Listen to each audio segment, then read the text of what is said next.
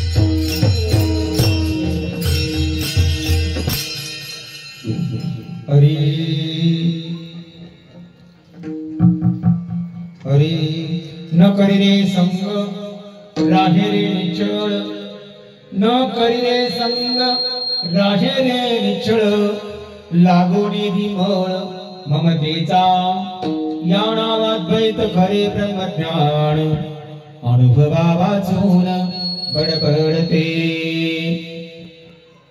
इंद्रियांचा जय वासनेचा क्षय इंद्रियांचा जय वासनेचा क्षय संकल्पाही वरी नाही मन या नाव अद्वैत खरे ब्रह्मज्ञान अनुभवा वाचून बडबडते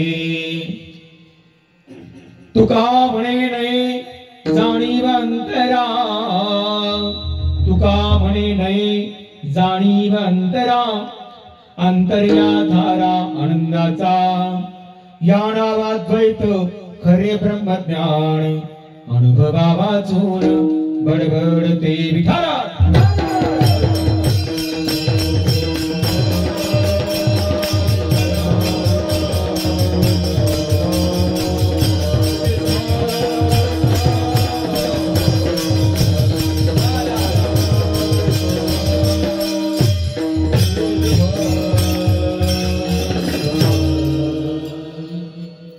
महायोगपीठे तत्र भीमरथ्यं वरं पुण्डरीकाय दातुं मुनीन्द्रे समागत्य तिष्ठं तमानन्दकन्दं परब्रह्मलिङ्गं भजे पाण्डुरङ्गं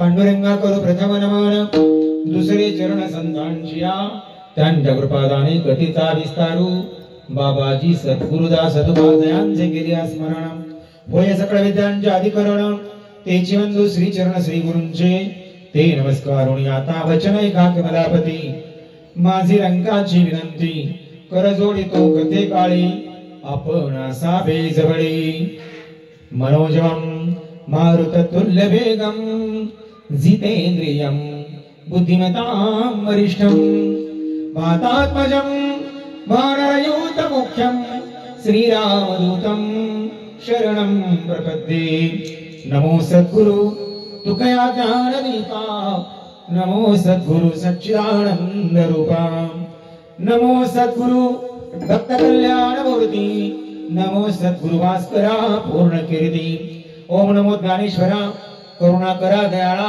तुमचा अनुग्रह लादलो पावन झालो चराचरी मस्तकाय पायावरी या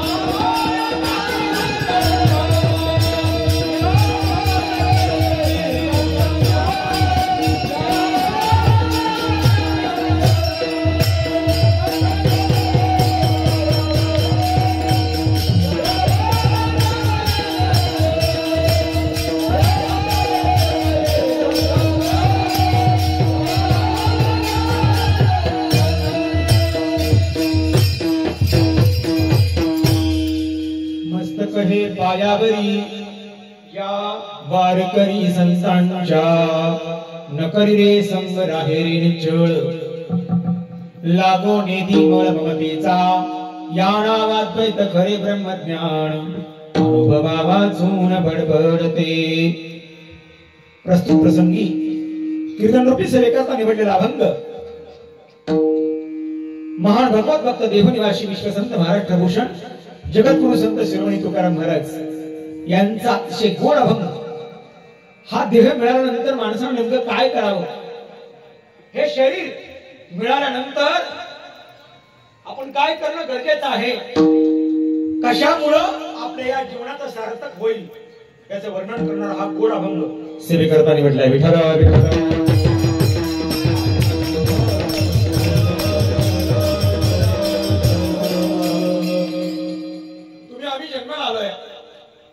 मनुष्य जन्म धारण केला, एक विचारू तुम्हाला, आपण कशा करता जन्माला आलो, कशा करता आलो जन्माला?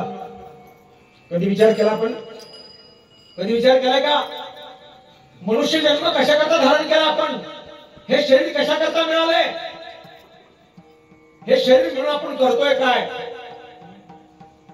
देवानं सगळी सृष्टी निर्माण केली, जगत निर्माण केलं। देवाला ओळखणारा, माझा बिको कमी करा थोडासा, देवाला ओळखणारा एकही प्राणी या जगतामध्ये निर्माण नव्हता। देवाला कर्मेना म्हणून देवानं माणसाची निर्मिती केली आहे, मनुष्याची निर्मिती केली। कशा करता?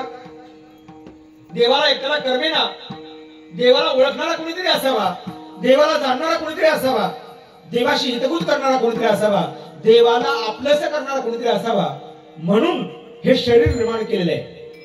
देवे दिला देह, देवे दिला देह भजना गोविंदा, देवे दिला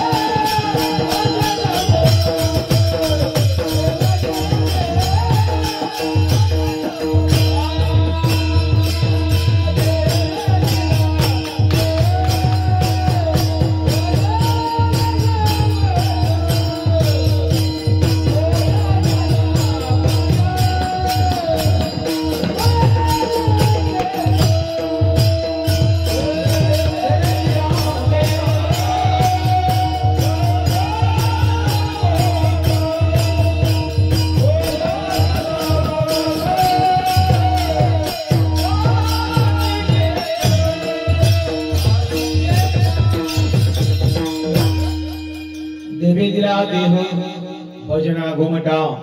भगवंताने हे शरीर तुम्हाला आम्हाला भजन करण्याकरता दिलंय, देवाला आपलंसं करण्याकरता दिलेलं आहे, पण आपण वापरतोय संसाराकरता, विषयाकरता। आयुष्यातला प्रत्येक क्षण देवासाठी खर्च करण्यासाठी हे शरीर दिलेलं आहे। सततम कीर्तयन्तो माम किंवा सदा नाम घोष करू हरी कथा, यासाठी हे शरीर मिळालंय, पण आपण वापरतोय संसारासाठी, विषयासाठी। या देहाची सार्थकता कशामध्ये आहे? तोपर्यंत देवाला आपलं आपण करत नाही, तोपर्यंत या शरीराची, या देहाची सार्थकता नाही आहे। आपण नको त्या गोष्टीमध्ये आपलं जीवन वाया घालवतोय। एक प्रश्न विचारतो तुम्हाला, तुम्हाला सगळ्यात जवळचं कोण आहे? सगळ्यात जवळचं आपलं कोण आहे तुमचं माहितीये? कोण आहे तुमचं सगळ्यात जवळचं नातं? कुठलं आहे तुमचं? आई असेल, वडील असेल, तुमच्या न्यायानं। पण एक सांगू, तुमच्या आमच्या सगळ्यात जवळचं नातं जर कोण असेल तर फक्त भगवान परमात्मा. कशावरून? लक्ष द्या म्हणजे कळेल. ऐका, होऊ नये पण आपण ऍडमिट झालोय, आजारी पडलोय, डॉक्टरनी भरपूर प्रयत्न केले, भरपूर म्हणजे भरपूर शर्थीचे प्रयत्न केले, आणि डॉक्टर बाहेरून काय सांगतात? माझ्या परीनं भरपूर प्रयत्न केलेला आहे, आता वाचवणारा कोण आहे? कोण आहे वाचवणारा? कोण आहे? देवच आहे. हे सांगतो डॉक्टर, वेगळं काय सांगतोय? त्यावेळेला आई, वडील, पत्नी ह्यापैकी कुठलं नातं उपयोगी पडतं का? त्यावेळेला कोण उपयोगी पडतं? शेवटी वाचवणारा कोण आहे? भगवान परमात्मा आहे. बरोबर? म्हणजे सगळ्यात जवळचा आपला कोण आहे? सगळ्यात जवळचा कोण आहे आपला? भगवंत आहे. म्हणून तुकाराम महाराज हात जोडून सांगतात, आपुला तो एक देव करुणिका.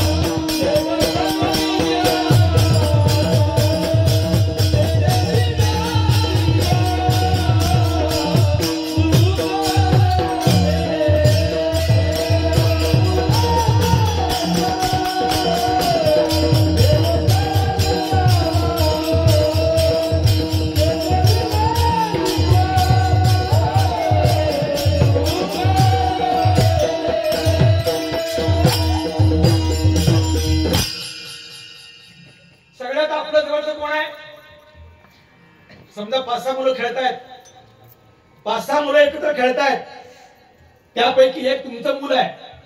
तुम्ही त्या मुलांच्या कर्तव्याला दुकानामधून खाऊ घेऊन येता आणि समोर पाहता तर 5-7 मुलं एकत्र खेळतायत. तुम्ही तेव्हा खाऊ आणलेला सगळ्यांना देता का? त्यामध्ये जो आपला आहे त्याला बोलवता, बरोबर आहे की नाही? जो आपला आहे त्याला बोलवता, मग त्याला खाऊ देता. तसं या जीवनामध्ये, मनुष्य जीवनामध्ये सगळ्यात जवळचं जर आपलं कोण असेल तर देव आहे. याच्या पुढे जाऊन सांगू, याच्या पुढे जाऊन सांगायचं म्हटलं तर ऐका, तुमचा चाललेला श्वासोश्वास कुणामुळे चाललाय? कुणामुळे चाललाय?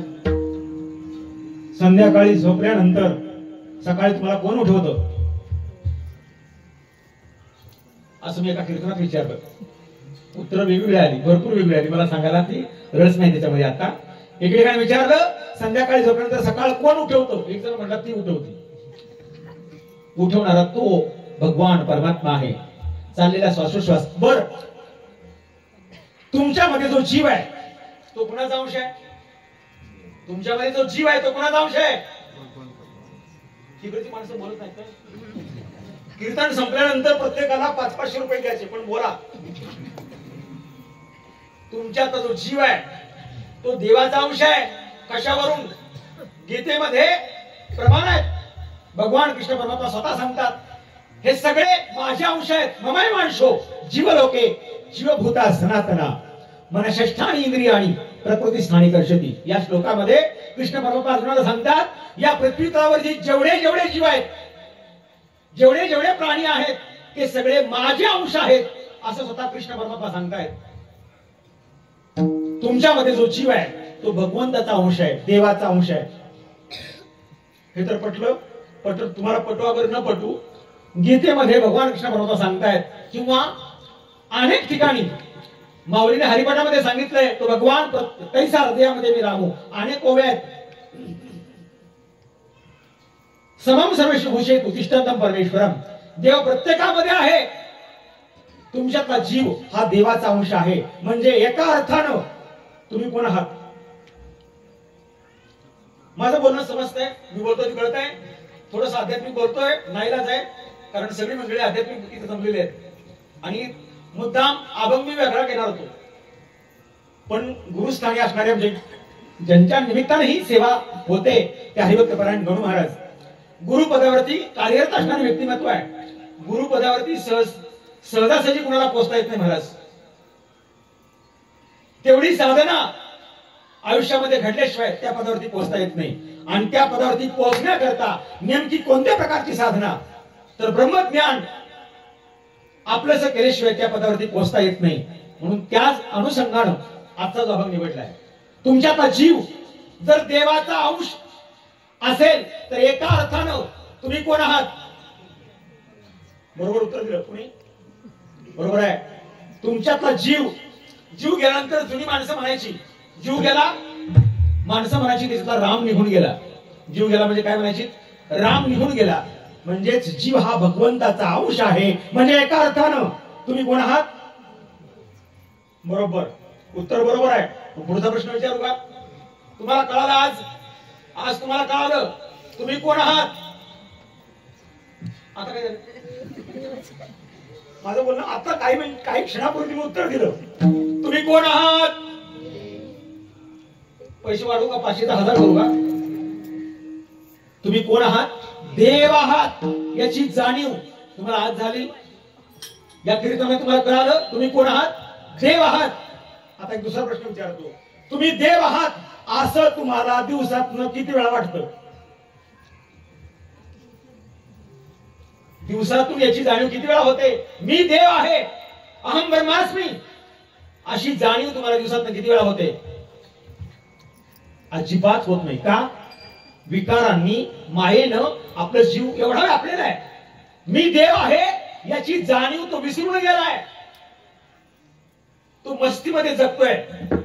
मी चिपळूणकर, मी बेलवाडीकर, याच्या पुढचं मला नाव माहित नाही. मी साळवी, मी कराडकर, या भावनेमध्ये आपण जगतोय. तुम्हाला बारसं करायच्या अगोदर तुम्ही कोण होता? तुमचं बारसं करायच्या अगोदर तुम्ही कोण होता? कधी विचार केलाय आपण कशासाठी जगतोय? काय करायचंय? बर नेमकं किती पैसे कमवल्यावर तुमचा उद्धार होईल? तुमच्या या शरीराचा उद्धार, या जीवाचा उद्धार कशाने होईल? या जीवाचा सार्थक कशाने होईल? जोपर्यंत तुम्ही देवाला आपलंसं करत नाही तोपर्यंत या जीवाचा सार्थक होत नाही. कारण मीठ समुद्रामध्ये तयार होत आहे. ज्या दिवशी ते मीठ समुद्राला सोडून बाजूला जातं त्यावेळेला त्या मिठाला अनेक दुःख भोगावी लागतात. किती दुःख भोगावी लागतात हे तुम्हाला सगळं माहिती आहे. जोपर्यंत ते समुद्रामध्ये आहे तोपर्यंत आनंदात आहे. पण त्याला असं वाटतं बाहेरचं जग फिरावं आणि योगायोगाने त्याला गाडीमध्ये पोत्यामध्ये भरून ती ट्रकात टाकलं जातं आणि ट्रकात बसल्याबरोबर त्याला असं वाटतं बरं झालं पाण्याला सोडलं. पाण्याला सोडल्या 4 चाकी गाडीत फिरायला मिळायला लागलं. मिठाचं सांगतोय. असं करत तिथून ते परत दुसऱ्या शहराकडे रवाना होतं. तिथून गेल्यानंतर तिथल्या दुकानदाराच्या मोठ्या बंगल्यामध्ये गोडाऊन मध्ये ते उतारतंय. मीठ पहिलं वाऱ्यावर होतं, ऊन वारा पाऊस याच्यामध्ये होतं. आता बंगल्यात राहायला लागलं. मिठाचं सांगतोय बंगला मिळाला राहिला. पहिला बंगला होता का? कुणाचं सांगतोय? पहिला बंगला नव्हता. आता बंगल्यात राहू लागलं. लोक जाकर सेवेल आहेत. तिथून पुन्हा दुसऱ्या गाडीत बसलो. तिथून पुन्हा सातारला. दररोज वेगळ्या गाडीत फिरायला लागलं. इथं दररोज वेगळ्या गाडीत फिरताय. याच्यापेक्षा वेगळं काय सुख आहे? बरं झालं पाण्याला सोडलं. असं करत ते 15 दिवस फिरलं आणि पुन्हा फॉर्च्युनर मध्ये बसून बेलवाडीत आलं. तिथल्या मोठ्या बंगल्यामध्ये मार्बलचा किचन कट्टा, तिथं ते मीठ स्थिरावलं आणि एके दिवशी गॅसवर पाणी उकळत होतं. गॅसवर पाणी उकळत आहे, मिठाची पुडी फोडलेली आहे. वजरीमध्ये मीठ घेतलं आणि उकळत्या पाण्यामध्ये टाकलं. टाकल्याबरोबर काय झालं असेल? एवढे चटके बसू लागले, ओरडू लागलं, मला कोणीतरी वाचवा, मला कोणीतरी वाचवा. कोणी वाचवायला शिल्लक नाही. जुनं मीठ शिल्लक होतं. ते जुनं मीठ नवीन मिठाला सांगायला लागलं. आम्ही हे सटक सोसले, तुला पण हे सोसायचं आहे, कदाचित तुला उद्या सुख मिळेल, कशी तरी समजूत काढली. ते म्हटलं तुम्हाला बोलाय काय ते चटकं मला सोसायला लागते.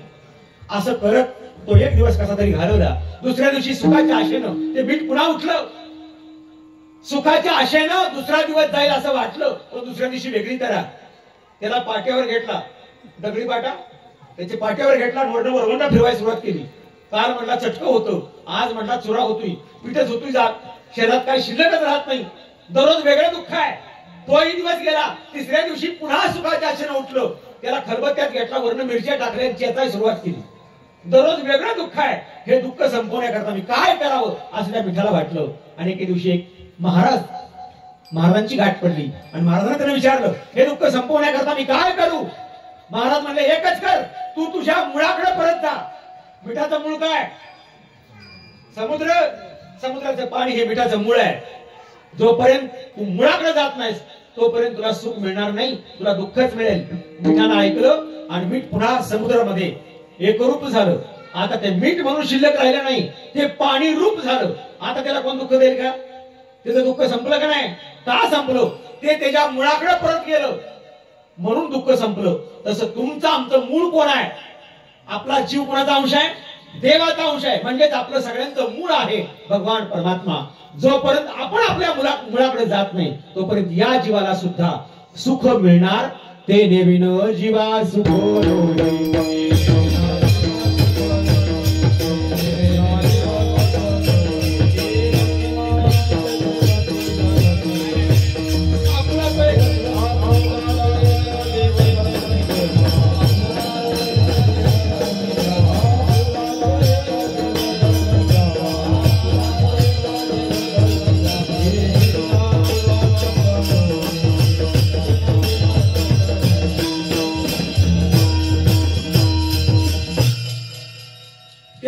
केल्याशिवाय या जीवाला सुख मिळणार नाही. तुम्ही देवाचे अंश आहात. काही मी क्षणापूर्वी सांगितलं, तुमच्यात जीव जर देवाचा अंश असेल तर तुम्ही कोण आहात? कोण आहात? बोला त्याशिवाय बदच करीत नाही, कीर्तन पण करणार नाही. तुम्ही कोण आहात? देव आहात. आजपासून हे कायम देण्यात राहील का? सतत देण्यात राहील का? हे मला तुझं नाव काय? हा, सिद्धार्थ. तुझं? आयुष. तुझं रे? रसिक. तुझं? तुम्ही शाळेत जाता का? हा, एक विचारू का? मास्तर कितवीला आहे? विचार करा, मला नंतर उत्तर द्या. हा, विचार करा कितवीला आहे मास्तर? विठाला विठाला.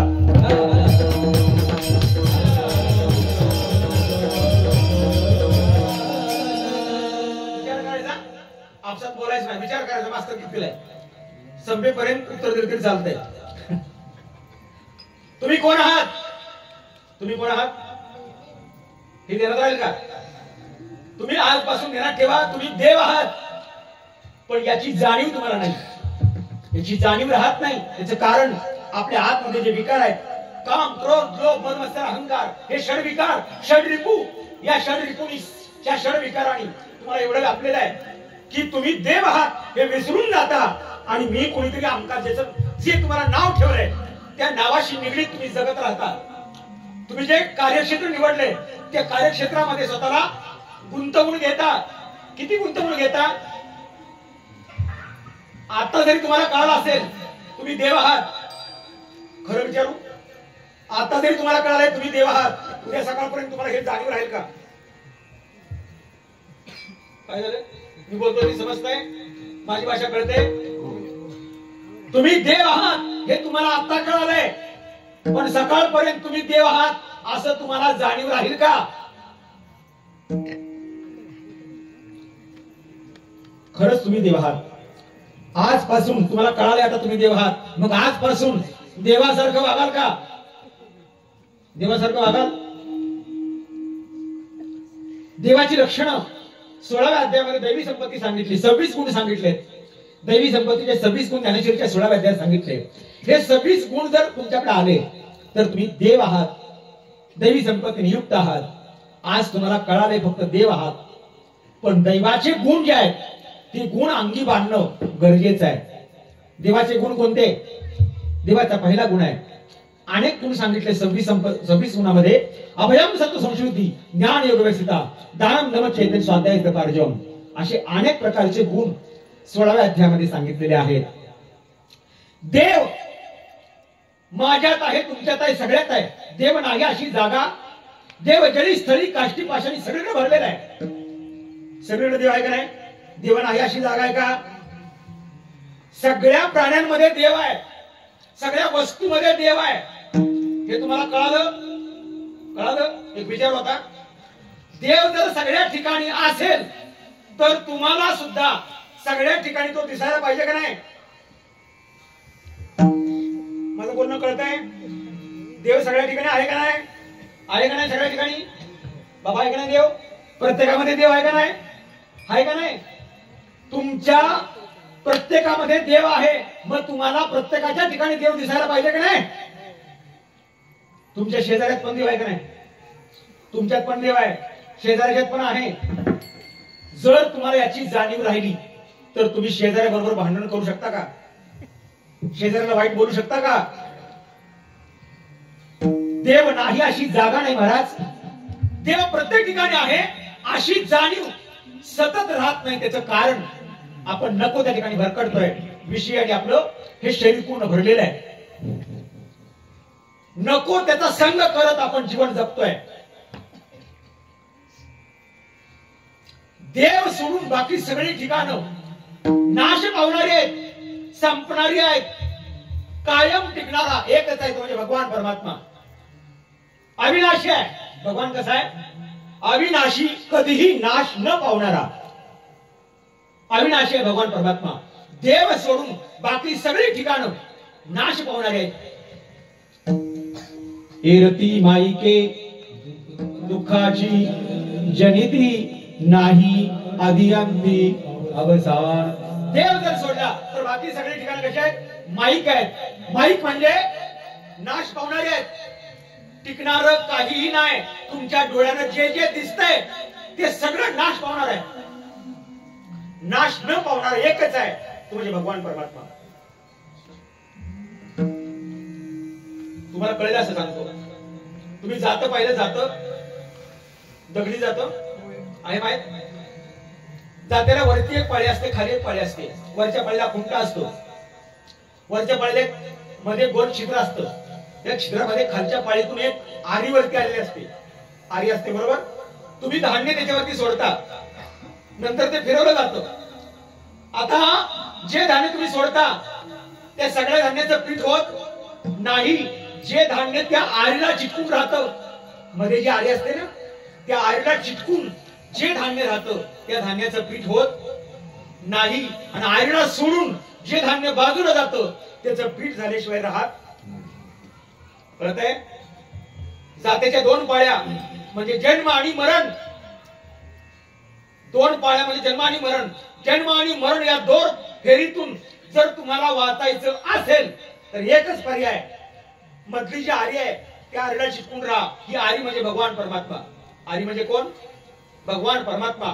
जर तुम्ही त्याच्या चरणावरती स्थिर राहिला, भगवंताच्या चरणावरती स्थिर राहिला, देवाला आपलं केलं की तुम्ही जन्ममरणाच्या फेऱ्यातून वाचू शकता. तुमचं पीठ होणार नाही.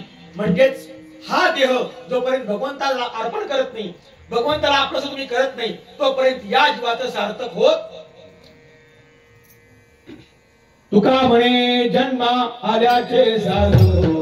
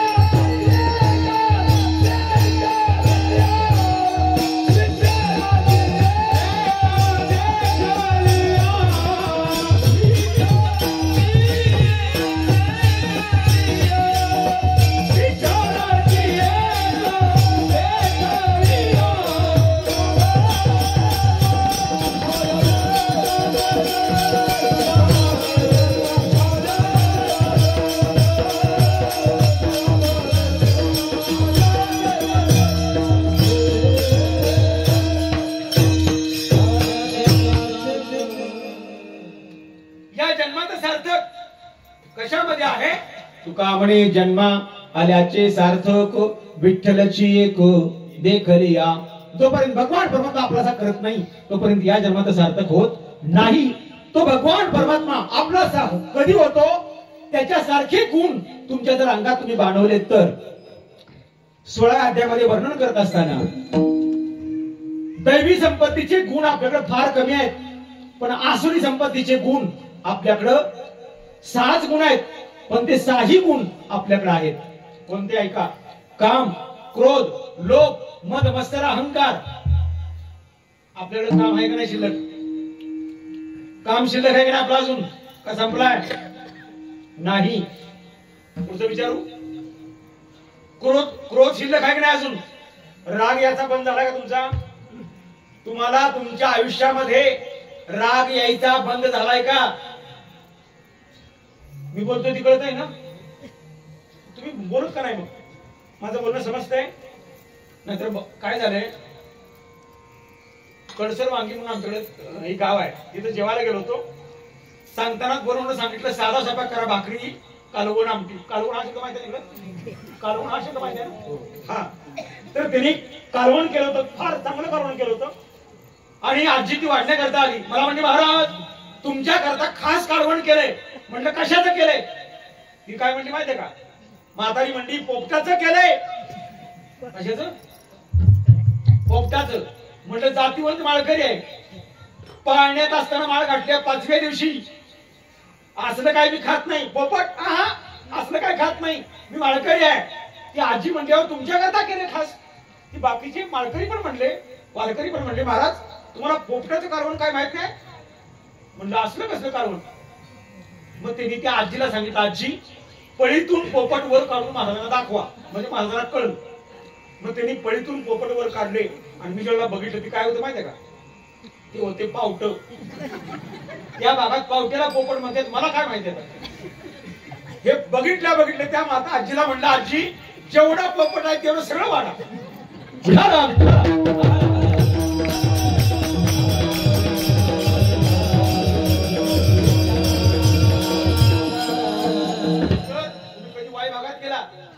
वाई भागात मेनवली, खावली, वासोळे त्या भागात तिकडे गेलो बरेच वेळा.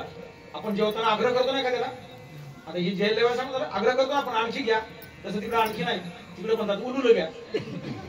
मला कळलं नाही ना सुरुवातीला. मी सुरुवातीला गेलो आणि ती आजी मागे लागली महाराज उलुलं घ्या, उलुलं घ्या. म्हणजे हे कसला पदार्थ आहे? मी कधी ऐकला नाही, कधी खाल्ला नाही, कसला आहे? मग ती म्हातारी मागे लागली उलुलं घ्या. त्या आजीचा मान ठेवायचा म्हणून आजीला म्हणलं आजी मागापासून 10 मिनिटं जर तुम्ही मागे लागला उलुलं घ्या, एकदा वाडा बरं उलुलं कसं केले ती. मग ती आजी म्हणली हा काय पदार्थ नाही. बघा बरं ती उलुलं काढले म्हणून जरा तरी वाईट टवटवीत पण आला काहीतरी रोग फवारणी असली करायला लागते नाहीला जायला.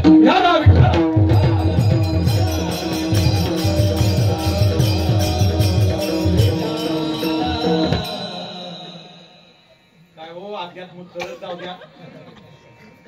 तुम्ही कराड तालुका वारकरी संघामध्ये या, कशी कीर्तन चालतात. निव्वळ अध्यात्म. फवारण्या अजिबात करायला लागत, फवारण्या करायच लागत नाही, रोगच पडत नाही. जरा जाऊ द्या. त्या आजी म्हणल्या हा काय पदार्थ नाही. मग म्हणलं उलुलं घ्या, उलुलं घ्या. माग लागला 10 मिनिटं झालं वाढा ना ते उलुलं. म्हणले हा पदार्थ नाही. म्हणलं मग काय आहे? म्हणजे मी तुम्हाला आग्रह करते. मग म्हणलं आणखी घ्या म्हणा का उलुलं घ्या. तिकडची भाषा, माझी भाषा कळते ना? मी बोलतोय ती समजते. कुठे आलो होतो? काय सांगत होतो कीर्तनात?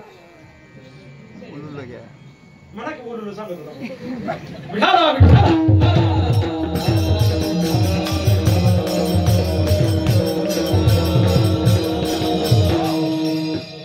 आसुरी संपत्ती आपला राग अजून कमी झालेला.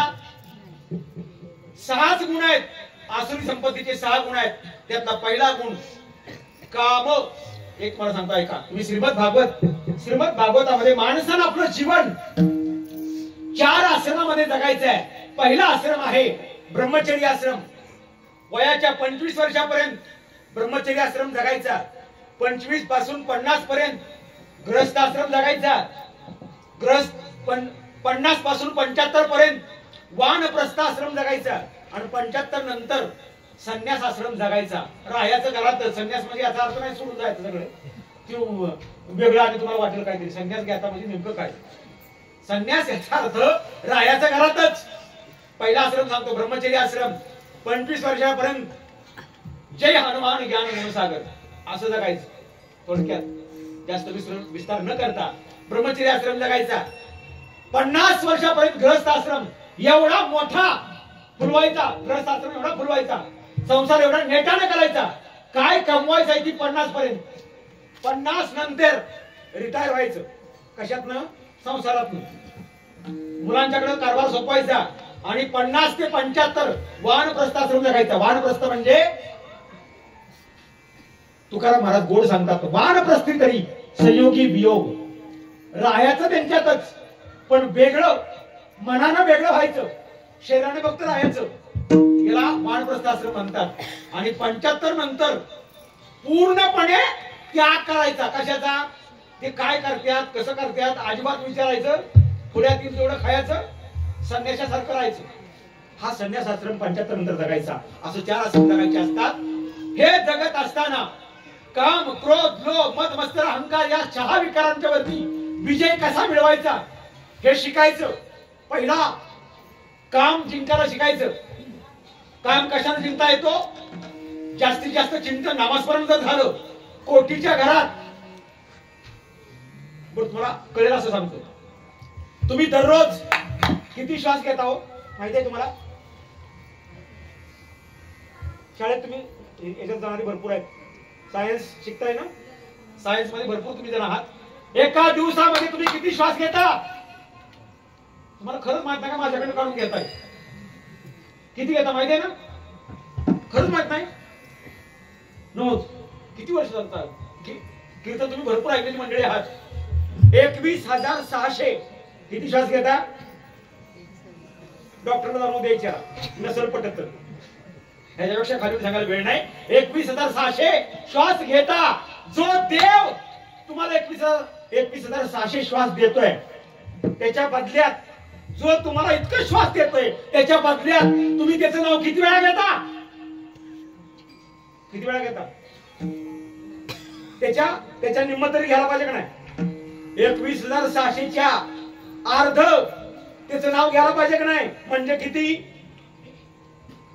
10,500 कमीत कमी. 10,000 वेळा तरी त्याचं नाव दिवसात घ्यायला पाहिजे का नाही? 21,600 श्वास घेतोय तो. त्याच्या निम्म्यानं म्हणल्यावर 10,000 वेळा त्याचं नाव घ्यायला पाहिजे. मी म्हणतो ठीक आहे 10,000 राहू द्या. त्याचंही अर्ध 5,000 तरी श्वास. 5,000 तर तुम्ही नाव घेतलं पाहिजे देवाचं दिवसात ना. तेही जमत नाही आपल्याला. मी म्हणतो त्याच्यापेक्षा अर्ध 2,500 तरी, तेवढे तरी. आता त्याच्यापेक्षा पुढचं बोलतो. त्याच्याकडून अर्ध सांगतो 1,000 तरी.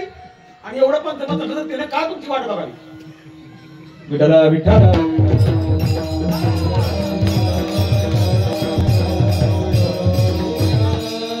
ऐका, ज्या पाहुण्याला तुम्ही मदत केली लाखो रुपयांची मदत केली ज्या पाहुण्याला, तो पाहुणा जर तुमचं नावच घेत नसेल, तुम्ही पुढे आला तुमच्याकडे बघत नसेल तर तुम्हाला काय वाटेल? ज्या पाहुण्याला तुम्ही लाखो रुपयाची मदत केली तो पाहुणा जर पुढे आला, जर तुमच्याकडे तो बघत नसेल, तुम्हाला विचारित नसेल तर तुम्हाला कसं वाटेल? त्याला अजून मदत करा असं वाटेल का? लाख दिले ती करोड देतो असं मला वाटेल का? वाईट वाटेल की नाही? मग जो देव तुम्हाला एवढे श्वास देतोय त्याच्या बदल्यात तुम्ही त्याचं किती वेळा नाव घ्यायला पाहिजे? घेत नाही महाराज आपण. घेत नाही ही शोकांतिका आहे महाराज. तुम्हाला वाटत असेल हे शरीर इतकं क्षणभंगुर आहे, कधी जाईल याची गॅरंटी नाही महाराज. चहा जरी तोंडाला लावला, ओठाला लावला तरी तो आज जाईल याची गॅरंटी आहे का? जर गॅरंटी हवी असेल तर त्या देवाला आपलंसं करा. देवाचं चिंतन जर असेल, माझं घडलेलं उदाहरण सांगतो माझ्या स्वतःच्या आयुष्यातलं. नाहीला जसं बोलतोय आता, स्वतःची मती सांगू नये.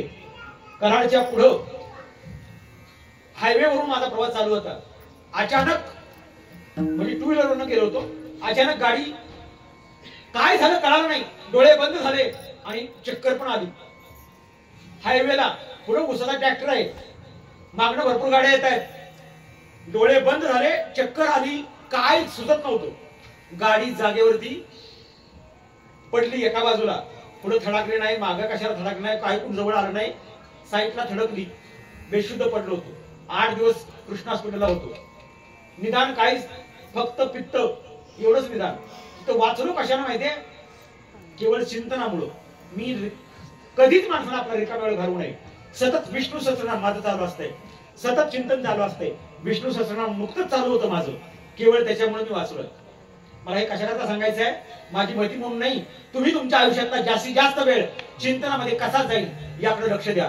तुम्ही जर 1 कोटी नामस्मरण केलं, 1 कोटी नामस्मरण तुमचं झालं तर तुमची आरोग्य प्राप्ती होते. तुम्ही आजारी पडू शकत नाही. 2 कोटी झालं सुखप्राप्ती, 3, 4, 5, 7 पुढे सांगतो 13 कोटी पर्यंत नामस्मरण झालं तर देवाचा साक्षात्कार झाल्याशिवाय राहत नाही महाराज. ज्यांचं लग्न झालं नाही त्यांच्याकरता सांगतो 7 कोटी जर नामस्मरण, तुम्ही सुरुवात करा, तुम्ही सुरुवात करा आतापासून.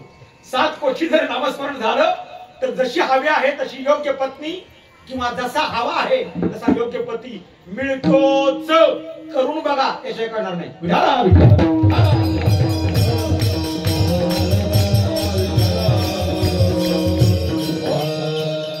अहो नामस्मरण होतं काय?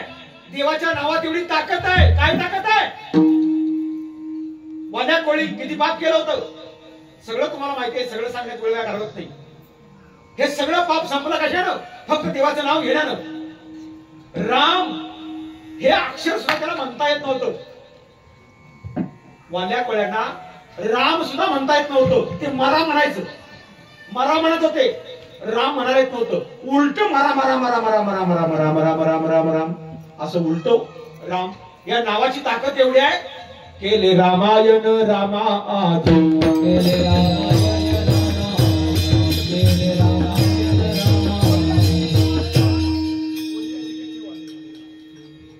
रामा.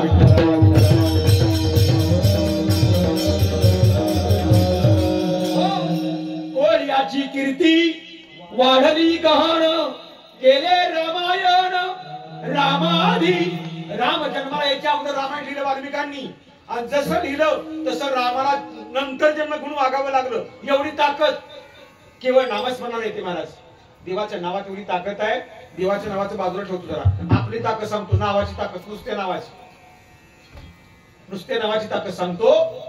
महिला मंडळ लग्न लागल्यानंतर लग्न मंडपामध्ये ज्याच्या नावाचं मंगळसूत्र घालतात, महिला मंडळ ज्याच्या नावाचं मंगळसूत्र घालतात त्याचं एकदा नाव घेतात मंडपात. घेतात का नाही?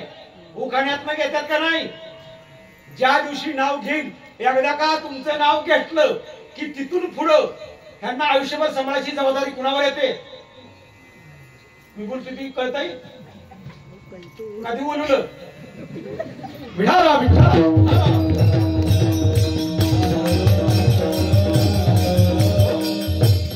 जरा टाळी वाजवताना मोठ्याने वाजत जा ना. असं आता नाही ती भजन चालू असताना हे काय मोठ्याने टाळी वाजायची माहिती आहे? इथून हे जे उंचवटे आहेत हे जर दबले तर इथून या ज्या शिरा नसा आतपर्यंत हृदयापर्यंत किडनीपर्यंत जातात. यात रक्तप्रवाह व्यवस्थित चालू राहतो. याला सायन्स मध्ये म्हणतात ॲक्युप्रेशर. ज्याला वाटतंय आपलं हृदय किडनी जास्त दिवस चालावी ते हे दबल असं अशी मोठ्याने टाळी वाजवा. विठाला विठाला.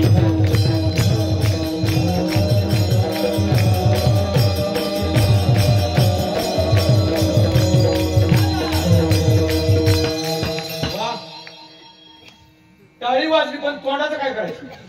तोंड बंद राहिलं. देवाचं नाव कधी घेणार? तुकोबारा ज्यांचा मग मी सेवा करता निवडला ती तुकोबारांची सासू भजन न करण्यामुळं कोण झाली ती माहितीये का? तुकोबारांची सासू भजन न करण्यामुळं सांगा पाहिजे मी. हे सगळं माहित असेल तुम्हाला. ज्या वेळेला सासू घरी यायची आपल्या मुलीला भेटायला त्यावेळेला अगोदर कोण भेटायचं? सोप्यामध्ये तुकाराम महाराज भजन करत बसले. मामीला पाहिल्याबरोबर तुकाराम महाराज मामीला विनंती करायची, मामी भजन करा. पण मामी म्हणायची मी नाही करणार भजन. तुम्हाला भजनाचं याद लागले तेवढं बाद झालं. तुमच्या या भजनापायी माझ्या पोरीचा संसार झालेला नाही. तुमचं तुम्हीच भजन करा. नाही केलं भजन. शेवटी मरण पावली. 5-6 वर्षांना पुन्हा महाराज भजन करण्यात दंग झाले आणि समोर पाहतायत ते गाढवीन आली होती. गाढवीन समोर एक गाढवीन पाहिली. जसं गाढवीला बघितलं तसं महाराजांनी आपल्या बायकोला हात मारली. आवले बाहेर ये. आवली म्हणली का हो महाराज? कळला तुकाराम महाराज म्हणतात आवले तुला तुझ्या आईला भेटायचंय का? आवली म्हणली 5-6 वर्ष झाली माझी आई मरण पावली, आता कशी भेटेल? महाराज म्हणतात, आई समोर दिसते का नाही गाढवीन, ती तुझी आई आहे. असा राग आला महाराज. रागाने तुकाराम महाराज ती म्हणते, माझ्या या जन्माला जाऊ शकत नाही. महाराज म्हणले, पटत नसेल तर तिच्याकडे बघून एकदा आई म्हणून हाक मार, बघ पळत येते का नाही. आणि खरोखर आई म्हणून हाक मारली आणि जी पळत आली गाढवीन, गळ्यात गळा टाकला, रडायला सुरुवात केली. मग कळालं आपली आई गाढवीन झाली. पहिला प्रश्न विचारला आवरीनं महाराजांना, महाराज माझ्या या जन्माला का गेली. महाराजांनी उत्तर दिलं, भजन न करण्यामुळं गाढवीन झाली. माझं कर्तव्य आहे तुम्हाला सांगणं, भजन करा. हाताने टाळी, मुखा नामस्मरण. भजन नाही केलं तर गाढवीन झाले. अगोदर तर सांगितलं, इथून पुढे काय होईल मला माहित नाही. कर्तव्य आहे तुम्हाला सांगणं, भजन करा. विठाला विठाला.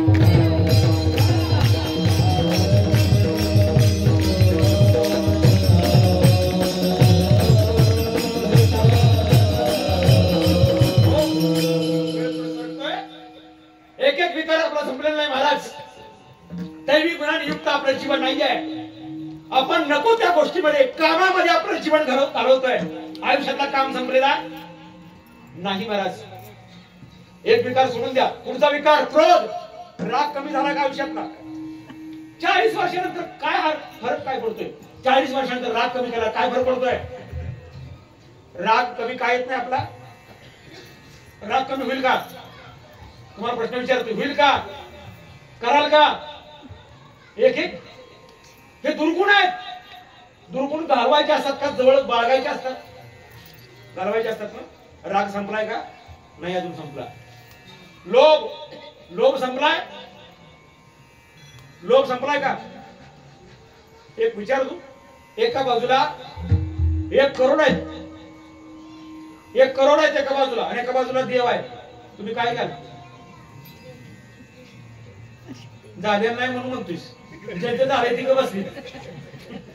विठाला विठाला.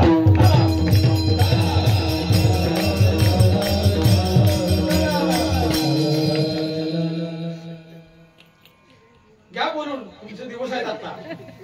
परत आपण आठवण म्हणून सांगता आता, तुम्ही देव आहात कुठपर्यंत ठरत नाही तोपर्यंत. ज्या दिवशी ठरल त्या दिवशी नवर तोपर्यंत देव आहेत. पण ज्या दिवशी ठरल त्या दिवशी नवर देव. तुम्ही तिथून पुढे देव नाही. आता तुमचं चाललंय ठीक आहे. तुम्ही असंच इथून पुढे कायम कीर्तनाला येणार का? हा, इथून पुढे कायम येणार का? आणि झाल्याव अरे झाल्याव येणार का?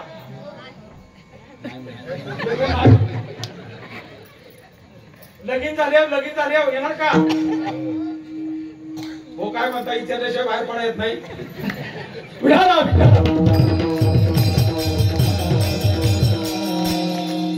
चुकून जर कीर्तनाला निघाला ना एखादा व्यक्ती, घरातनं आवाज येतोय, कुठे निघाला? जातो कीर्तनाला. आता काय 2 तास तेवढं 4 शब्द कानावर पडतील. मागं फिरा. गाडी जागेवर टर्न मारत्या. घास नाही पुढे यायचा. याला शास्त्रामध्ये म्हणतात दारापाश. एकूण 7 पाश आहेत. देव आपल्या 7 परीक्षा घेतो. अहम, दारा, पुत्र, स्वजन, ग्रह, द्रव्य आणि आशा. असे 7 पाश आहेत. त्यात हा 2 नंबरचा पाश दारापाश. स्त्रीपाश, पत्नीपाश. ऐकावं लागतं. नाही ऐकलं तर घरातला कुठलाही कार्यक्रम करायचा असेल, तर बिनविचारता करता येईल का? आणि ते सरळ होईल का? दारापाश तुमचं आमचं सोडून द्या. सीतेने सांगितलं हरणाच्या कातड्याची चोळी पाहिजे. राम गेले ना, प्रभू राम गेले. आपण किंचाड की पत्नी, त्याला दारापाश म्हणतात. पत्नीपाश, स्त्रीपाश, या 7ही पाशातून एक भक्त वाचले. या 7ही पाशाची निवृत्ती राम नामे करे मारुती. मारुतराय वाचले महाराज. या 7 पाशातून निवृत्त झाले. हे 7 पाश, एक एक गुण, दुर्गुण आपला घालवायचा आहे. काम, क्रोध, लोभ. किती मिळाले तुम्ही बास म्हणा. लोभ संपला आपल्या आयुष्यातला? लोभ संपलाय का? तुम्हाला किती कोटी मिळाल्यानंतर तुम्ही म्हणाल आता बास? असं कधी म्हणाल? बास कधी माझं बोलणं कळतंय ना, समजतंय ना? तुम्हाला किती मिळाल्यानंतर तुम्ही बास म्हणाल? आता काय झालं? किती पाहिजेत? आकडा सांगा. त्याच्यानंतर बास म्हणायचं, अजिबात पाहिजे म्हणायचं नाही. असं कुठेपर्यंत कधी बास म्हणाल तुम्ही? अहो बासच म्हणत नाही म्हणून निवड शिवीच आहे.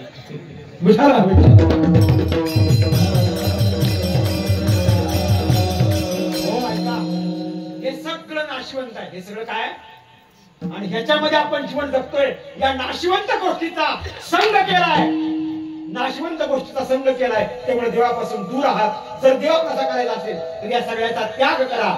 अभंगाच्या पहिल्याचं सांगितलं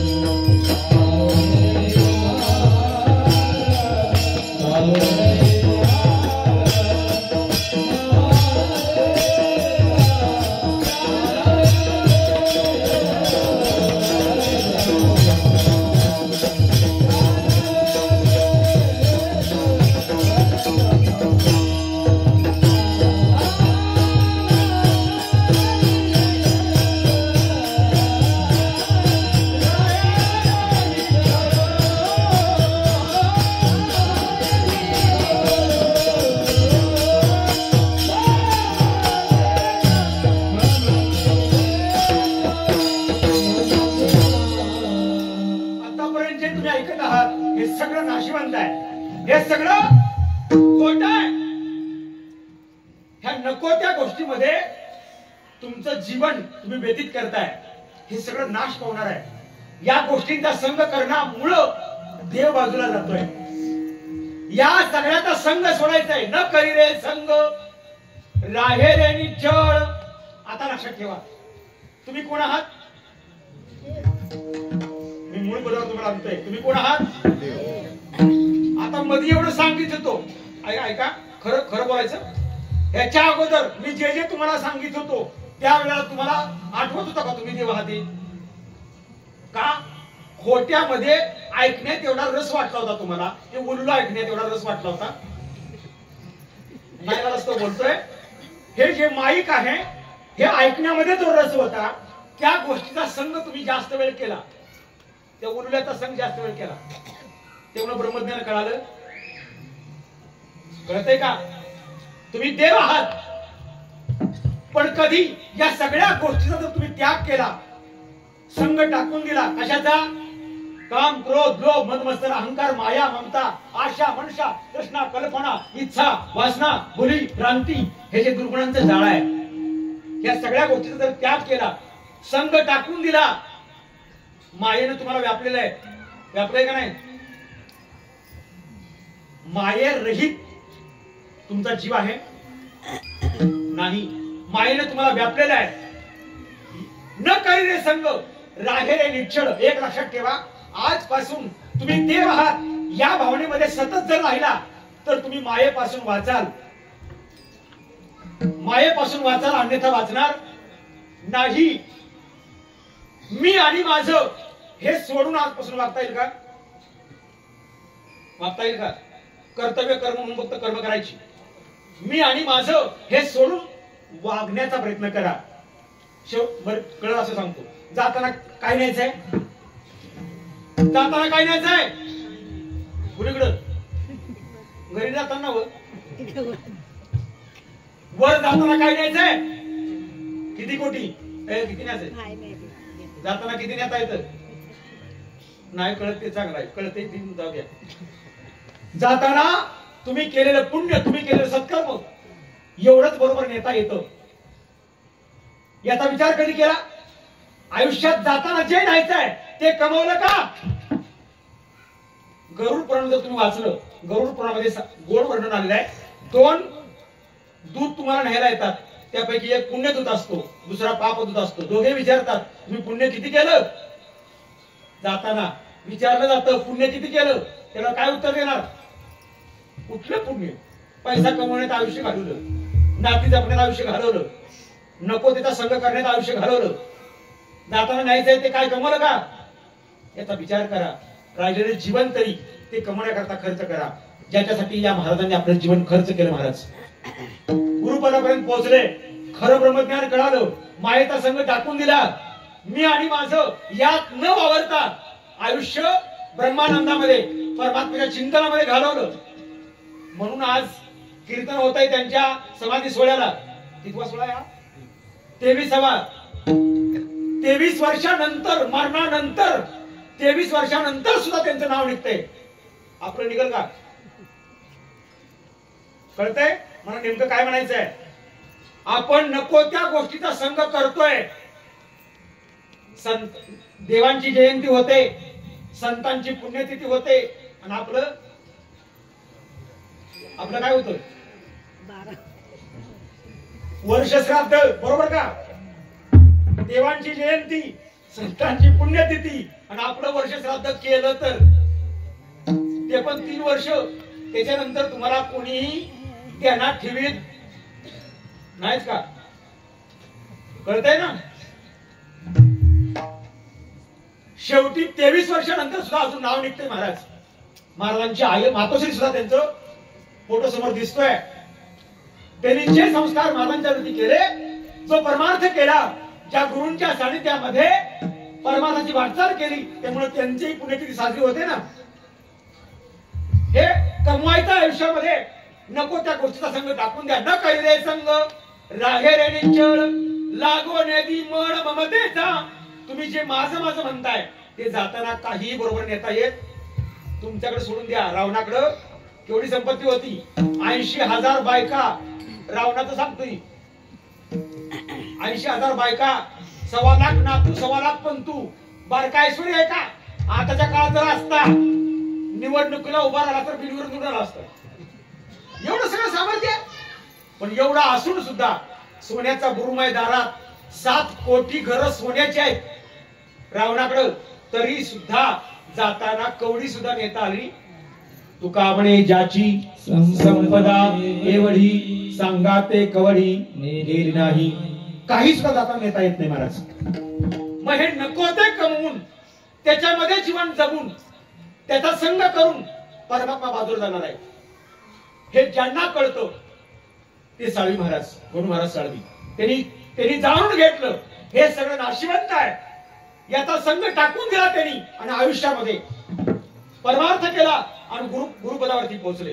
न करी रे संग रागे रे जळ, लागोने दी मळ ममतेचा. या नाव अद्वैत. ऐका, खरे ब्रह्मज्ञान. खरं ब्रह्मज्ञान कशाला म्हणतात? आता ऐका, 2 वाक्य बोलतो, सेवा संपवतो.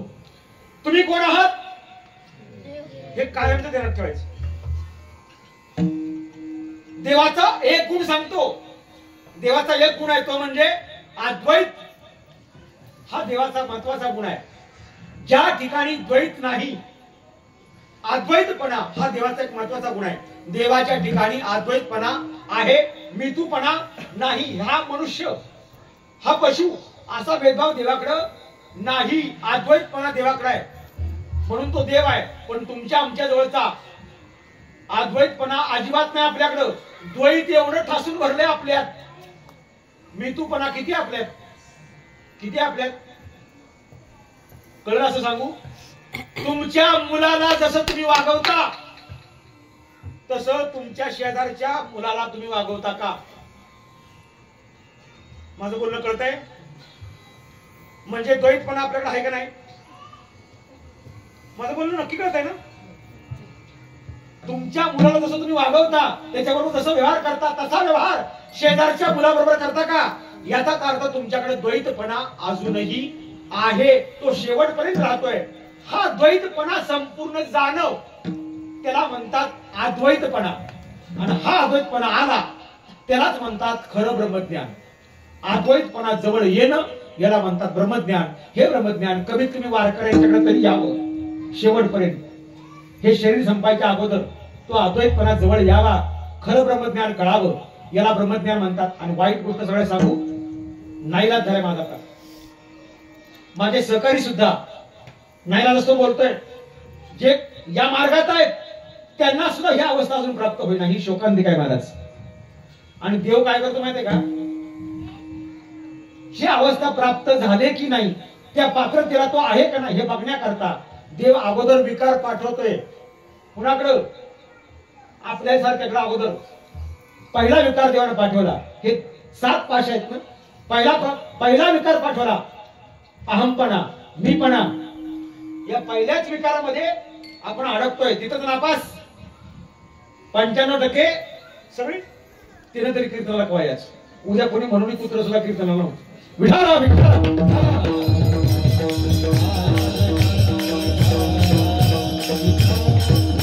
काय त्याचं भाग्य आहे? त्याचं भाग्य आहे, त्याचं भाग्य आहे म्हणून ते कीर्तनाला आलं. कुणाचं सांगतोय? कुत्र्याचं सांगतोय. त्याचं भाग्य आहे म्हणून ते कीर्तनाला आलं. बाकीची कुत्री नाईलाज असतो. बोललो नाईलाज असतो. ऐका, अद्वैत खरं ब्रह्मज्ञान कशाला म्हणतात?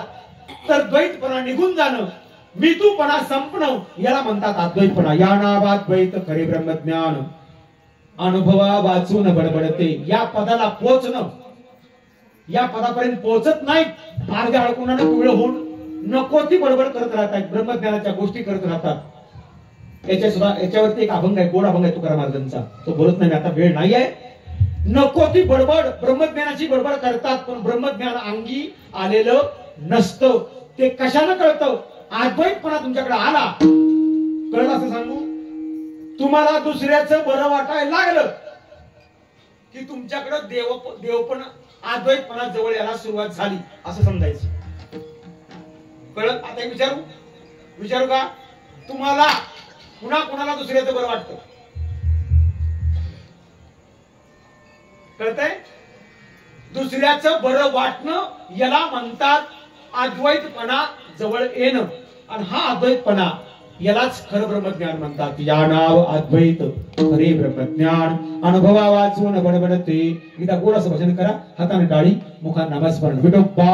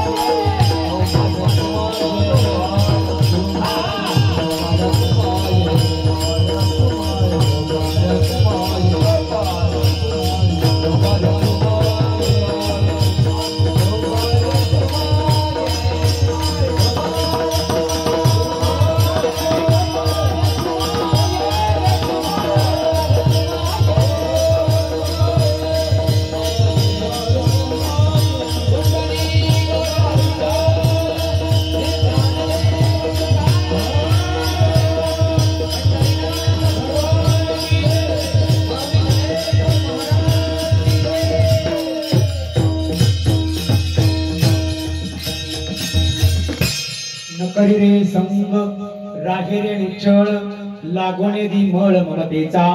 या नावात द्वैत खरे ब्रह्मज्ञान अनुभवा वाचून बडबडते. विठाला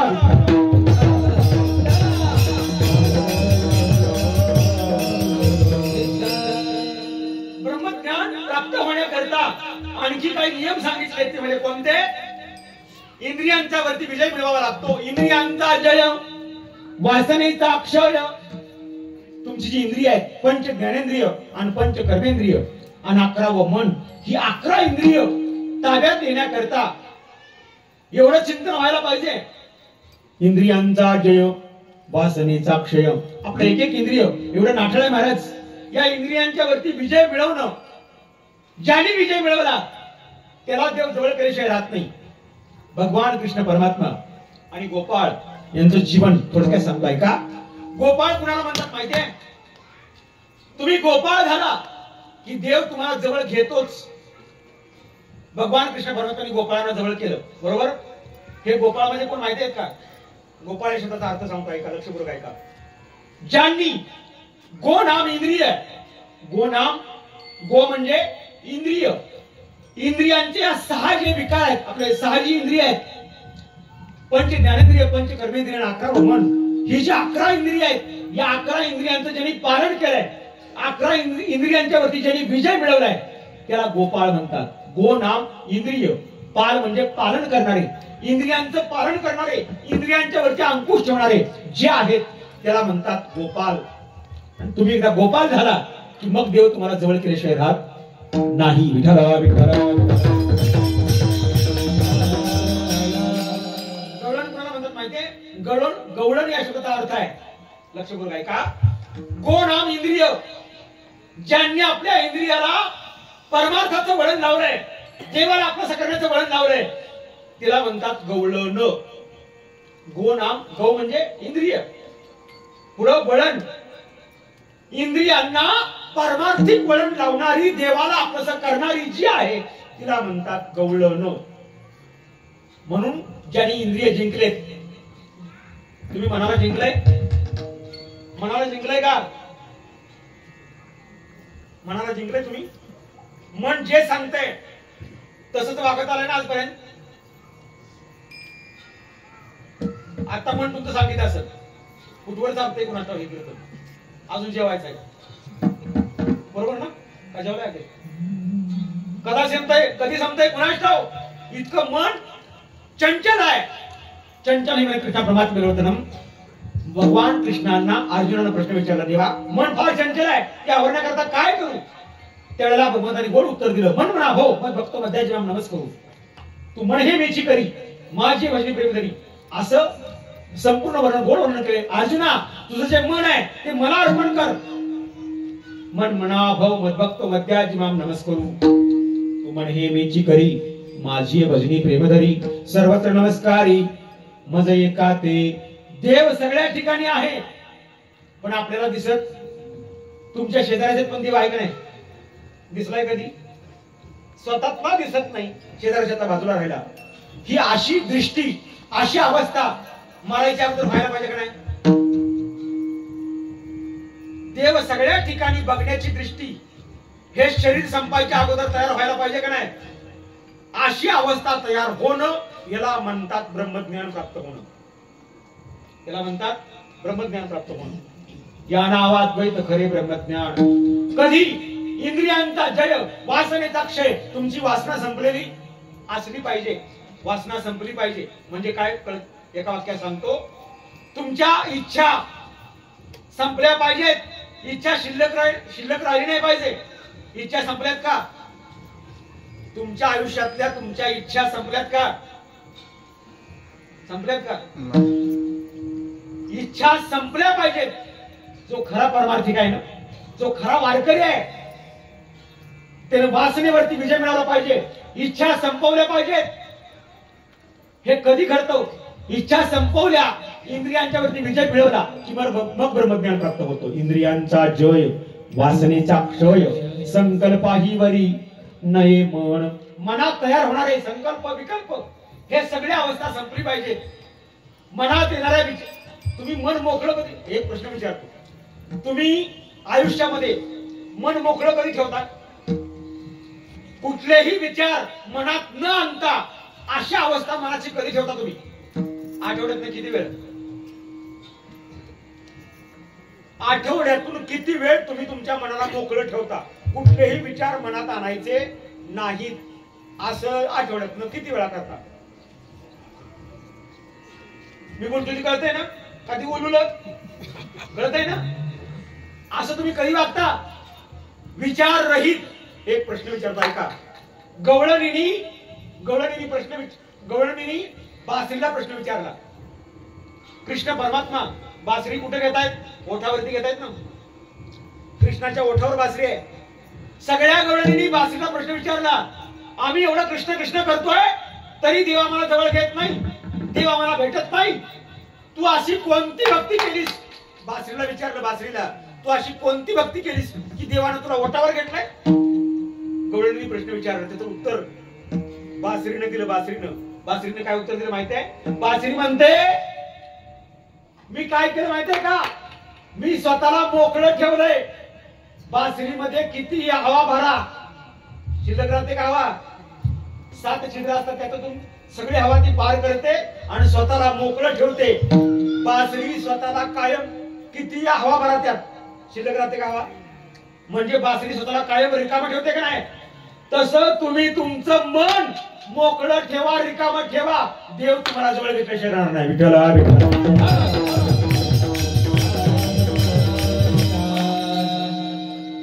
आजपासून ठेवशीला का?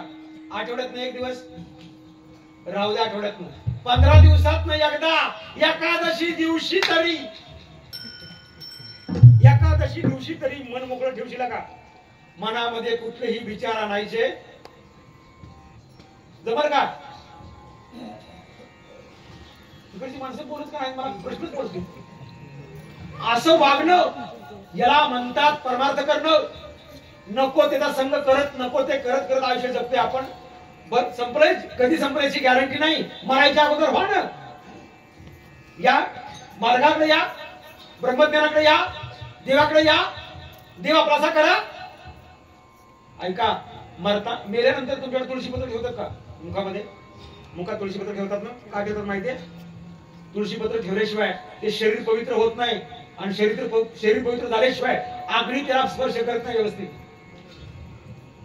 मरणानंतर तुळशीपत्र ठेवावंच लागतंय.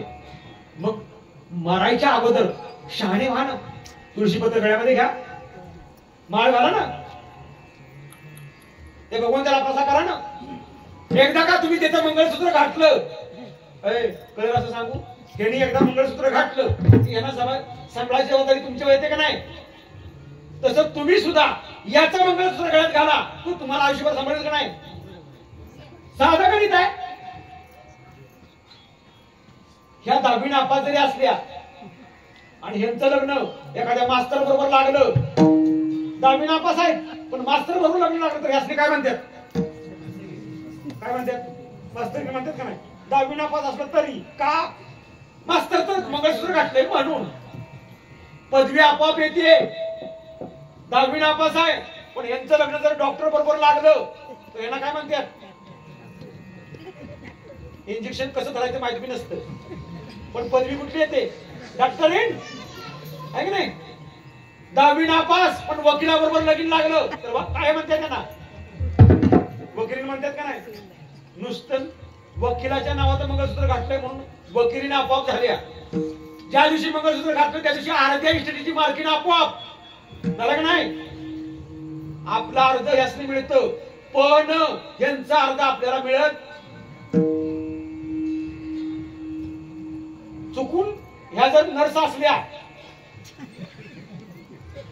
आणि यांनी आपल्या नावाचं मंगळसूत्र घातले म्हणून ह्यांचं पदवी आपल्याकडे नरसोबा येत नाही.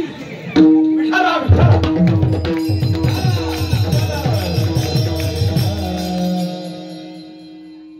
करताय ना? त्याच्या नावाचं मंगळसूत्र घाला, तुळशी माळ गळ्यामध्ये घाला, त्याचं व्हा, देव तुम्हाला नक्की तुमचा उद्धार करायचा राहणार नाही. म्हणून एक करा, इंद्रियांचा जय, वासनेचा क्षय, संकल्पाही वरी नये मन. तुका म्हणे नाही, जाणीव अंतरा. आजपासून तुमच्या हृदयामध्ये याची जाणीव ठेवा. कोणती जाणीव ठेवा? एकच जाणीव ठेवा. कोणती? तुम्ही कोण आहात? ठेवाल का? एवढी एकच मागणी करतो. आजपासून तुम्ही स्वतःला काय समजा? देव समजाल का? समजाल ना? खरंच देव तुमच्यावर कृपा करो. तुका म्हणणे जाणीवांतरा अंतर्याथा आनंदाचा. जर तुम्ही असं समजला तर तुमचं पूर्ण जीवन आनंदरूप झाल्याशिवाय राहणार नाही. ज्ञानेश्वर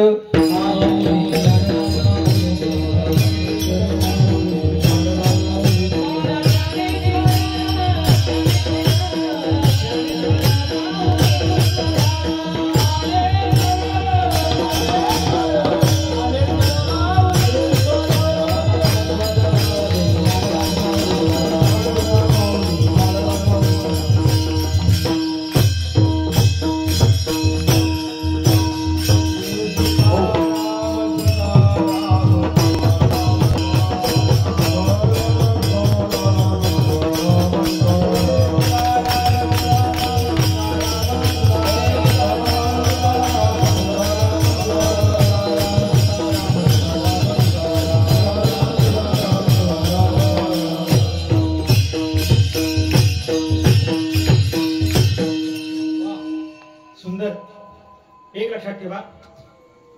आजपासून तुम्ही सगळे कोण आहात? आणि आजपासून तुमचं आरोग्य चांगलं राहावं असं वाटत असेल तर टाळ्या मोठ्याने वाजवा. कायम वाजवा. आजच्या कीर्तनापुरता नाही. म्हणजे काय होईल? तुमचं आरोग्य चांगलं राहील, ॲक्युप्रेशरिंग होईल. ज्या निमित्तानं हा कार्यक्रम होतोय ते हरिभक्त पारायण गुरु महाराज साळवी यांच्या 23व्या समाधी सोहळ्या निमित्तानं आजची कीर्तन सेवा ज्यांच्यामुळे इथे येण्याचा योग आला ते आमचे परमस्नेही परम मित्र वैष्णव बंधू आमचे यशवंत महाराज साळवीकर यांच्या मुळे इथे येण्याचा योग आला. तुमच्या सर्वांचं दर्शन मिळालं त्यामुळे मी त्यांचं दर्शन अगोदर घेतोय. माझ्या बरोबर आलेले आमचे कराडचे परम मित्र, आम्ही दोघांना वेगळं समजत नाही. ते वैष्णव बंधू आहेत पण आम्ही दोघांना वेगळं समजत. इतके हितगुज चालतं आमचं आणि परमार्थाला वाहून घेतलेलं व्यक्तिमत्व आहे. चिपळूणमध्ये शिक्षक म्हणून काम करतायत आमचे माणिक पाटील महाराज सर. मी त्यांचे दर्शन घेतो. त्याचबरोबर इथं सगळी गोड अशी मंडळी आहेत. प्रणव महाराज बरोबर ना? नाव तेच आहे ना? बदललेलं नाही ना? वा, गोड अशी साथ केली वर्तंगाची. किती गोडवा आहे हातामध्ये. त्यांच्या समोर जे पकवाज आहे ना, त्या पकवाजाला जे कातड आहे ते मेलेल्या जनावरचं कातड आहे पण त्यांच्या पोटात एवढी ताकद आहे. तसल्यावर विषयी ताकद केला की त्या कातडीला रामकृष्ण निघतंय बाहेर. काय ताकद आहे. वा, गोड भगवान असंही तुमचं उत्तरोत्तर प्रगती करो. त्याचबरोबर सगळी गायक मंडळी आमचे समीर महाराज बरोबर ना? सागर महाराज असं होते बघा माझं म्हातारपणा. सागर महाराज, सचिन महाराज आणि योगेश महाराज बरोबर ना? बरोबर आहे. नाव बरोबर आहेत ना? बदललेले नाहीत ना? बदलले तर पत्रिका पाठवून मला कळवा. गोड अशी मंडळी, पाठीमागे साथ करणारी सगळी मंडळी, आमचे विनेकरी महाराज, पाठीमागे उठणारे तरुण मंडळ. वा, तुम्ही कायम उभं राहता ना? राहता ना? इथून पुढे राहणार का? अंदाज. वा, तुम्ही म्हणाल त्यांची नावं घेतली ना आम्ही काही फुकट आलो का? आमची काही किंमत नाही का? ऐका, आजपासून एक करा.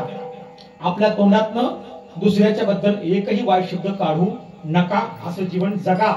ते कसं जगायचं तर ते सांगतो. मी ज्यांची नावं घेतली आता ती सगळी देव माणसं आहेत. ज्यांची नावं घेतली ती देव माणसं आहेत. तुमची नाही घेतली का?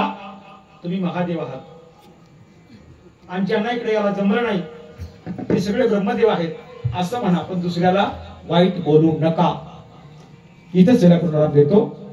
पुढचा जे काय असेल तुमचं काल कॅन्सल करताय काय म्हणणार आहे बघा तुमच्या करा. चला हरी